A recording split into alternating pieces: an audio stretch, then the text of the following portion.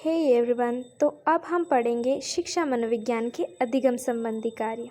तो चलिए शुरू करते हैं। शिक्षा मनोविज्ञान की विषय वस्तु, नियम, सिद्धांत, विधियाँ तथा तकनीकों का अधिगम की प्रक्रिया और परिणामों में बहुत गहरा प्रभाव पड़ता है। अन्य शब्दों में सीखने वाले को भी सभी दृष्टि से अधिगम उद्देश्यों की वांछित प्राप्ति कराने के लिए शिक्षा मनोविज्ञान का ज्ञान बहुत सहायक सिद्ध होता है। यानी कि जो है सीखने की प्रक्रिया जो होती है, लर्निंग प्रोसेस, उसमें शिक्षा मनोविज्ञान का ज्ञान जो होता है वो बहुत सहायक सिद्ध होता है।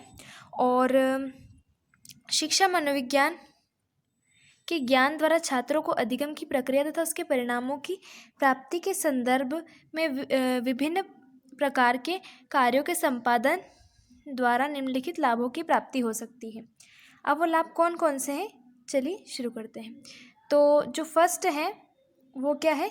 अधिगम तथा प्रशिक्षण के उद्देश्यों की प्राप्ति में अपने आप से तथा अपने वातावरण से समायोजन करने में कितना फ़ायदा है, यह जानकारी उन्हें जीवन में सफल रहने की ओर अग्रसर कर सकती है ना।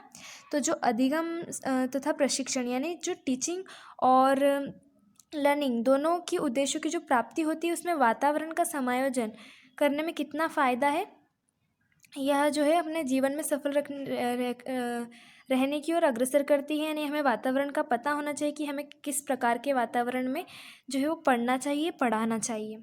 इसका जो दूसरा बिंदु है वो है उन्हें स्वयं की योग्यताओं और क्षमताओं को जानने एवं समझने में मदद मिल सकती है। यानी जो शिक्षा मनोविज्ञान है उससे क्या होता है, उसके अधिगम संबंधित कार्यों में क्या क्या लाभ हो सकते हैं, उसमें दूसरा जो लाभ है वो ये कि हम स्वयं की योग्यताओं को पहचानते हैं, हम अपनी क्षमताओं को जानते हैं और अपने आप को जानने और समझने में मदद मिलती है।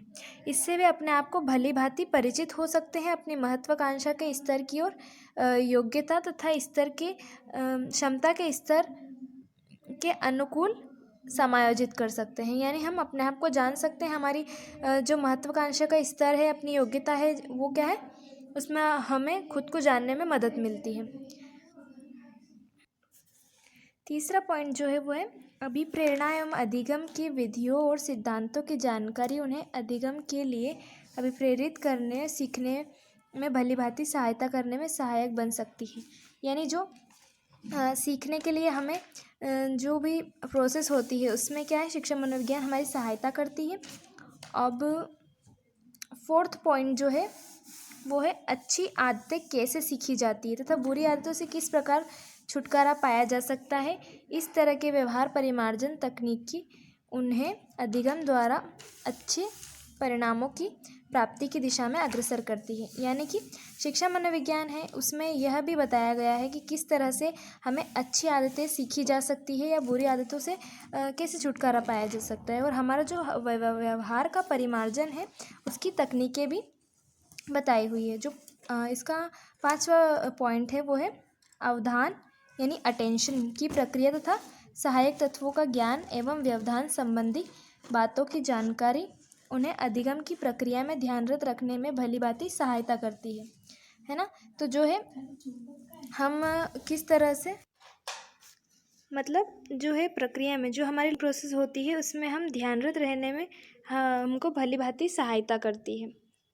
अब जो है इसका 6 पॉइंट है अधिगम तथा प्रशिक्षण का एक परिस्थिति से दूसरी परिस्थिति में स्थानांतरण उन्हें अधिगम प्रक्रिया में काफ़ी आगे बढ़ा सकता है।